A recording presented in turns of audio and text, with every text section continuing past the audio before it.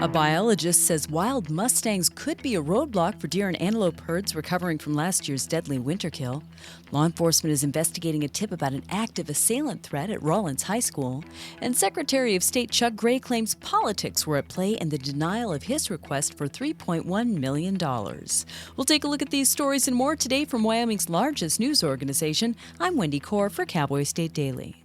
Wyoming's Mustangs could be a huge roadblock for the recovery of big game herds devastated by winter kill. That's what retired wildlife biologist David Paulin of Sheridan told Cowboy State Daily's Mark Hines, adding that he believes the Bureau of Land Management needs to remove more of them. He had a 36-year career as a biologist. He doesn't want to see them eliminated, but he thinks that considerably more of them need to be rounded up and taken off the range in order to just better the chances of these devastated deer and antelope herds to recover from that catastrophic winter kill they had last year.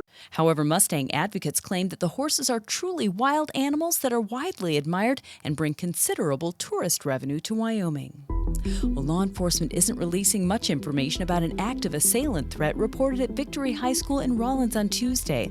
Cowboy State Daily's Claire McFarland did hear from Carbon County Sheriff Alex Balkin, whose office was the primary agency on the call. They were pretty tight-lipped, but basically somebody filed an online tip with the FBI, and the FBI alerted the local agencies, and the local agencies hopped on it. The sheriff said they did interviews, they did social media sweeps, they got search warrants, but they would not discuss people implicated in this case because they were juveniles. Balkin said an investigation is ongoing, but there's now no threat.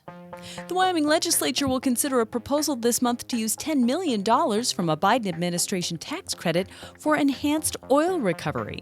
Cowboy State Daily's Pat Mayo reports that the net effect of the fund is to throw more money into the state's coffers, even as federal clean air policies have handcuffed the oil and gas industry's efforts to expand. The fund would basically use carbon dioxide to push out more oil and gas out of the ground. Instead of like a deposit being empty, the carbon dioxide helps push it all out. And therefore, without going through all the permitting process and everything, they can just get bigger bang for their buck. The fund is not yet a done deal, as the Wyoming legislature must approve the gambit when lawmakers begin meeting February 12th.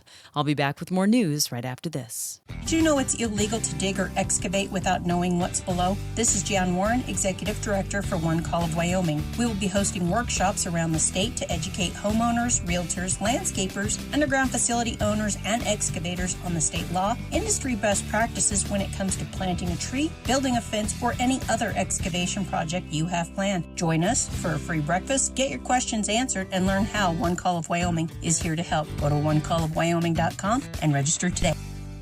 The University of Wyoming can drill a water well in Laramie, no matter what the city has to say about it.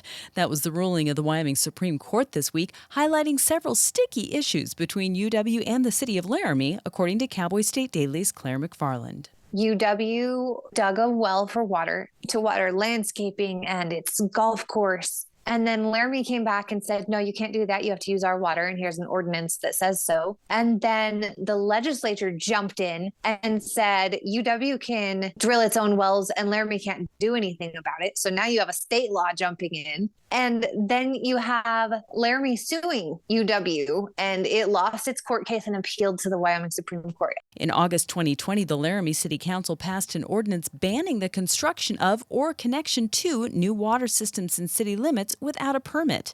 But in 1965, when UW was gifted the land by the railroad, the existing law said UW enjoyed some measure of immunity. And Secretary of State Chuck Gray is disappointed the Joint Appropriations Committee denied his $3.1 million request to upgrade the state's online filing system. Gray is decrying the decision as playing politics, but according to Cowboy State Daily's Leo Wolfson, committee members say Gray's own voting record when he was a legislator is working against him. A few of the members brought up Secretary Gray's voting record when he was in the legislature and some of the comments he made along the campaign trail in 2022. Gray was a very strict fiscal hawk and was opposed to nearly every budget proposal that came before him. Committee members also say that Gray did not go through an open bidding process to back up his request. And that's today's news. Get your free digital subscription to Wyoming's only statewide newspaper by hitting the subscribe button on CowboyStateDaily.com. I'm Wendy Corr for Cowboy State Daily.